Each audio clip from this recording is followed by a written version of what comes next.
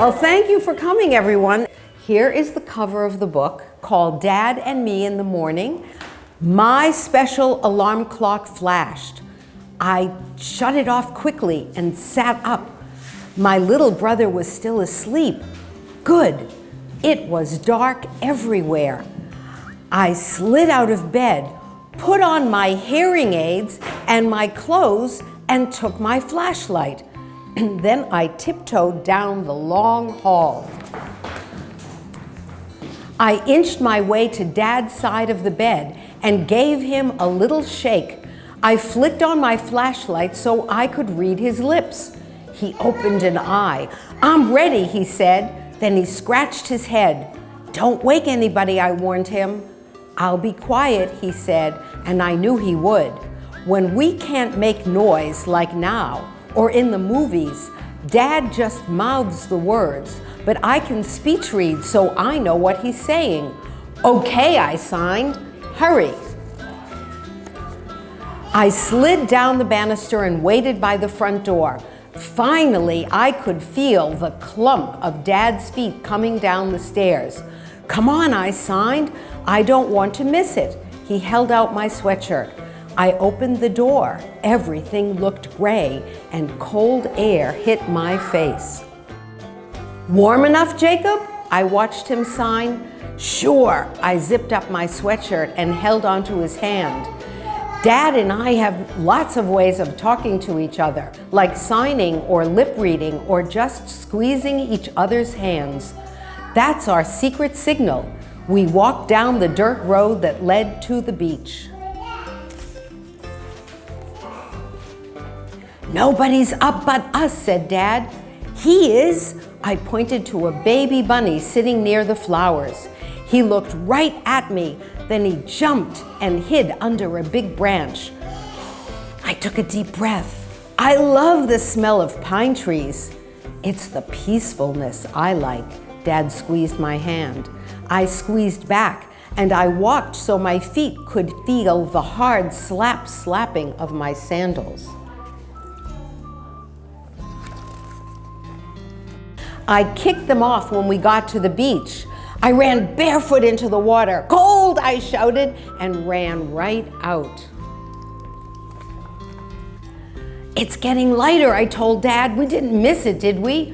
"No, but it's almost time." "Where do we go to see it?" Dad pointed to the huge rocks way at the other end of the beach. "Follow me," I yelled. I made Dad run over the hard sand, through the crunchy shells, and over the snaky seaweed right to the rocks.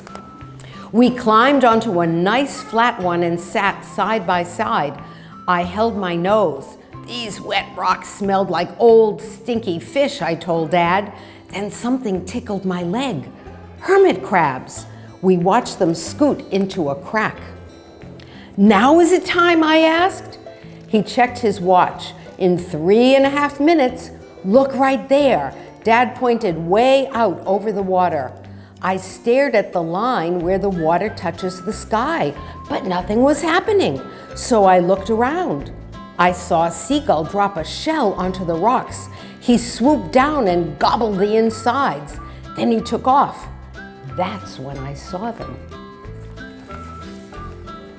"There," I told Dad. I pointed behind us to the clouds. They looked like popcorn. They were turning pink and purple and orange and yellow, and the sky was getting more and more blue. Dad tapped my shoulder. "Look there," he said. I turned. I didn't think it would be like that. Just an incy slice of orange peeking up on the water. Wow!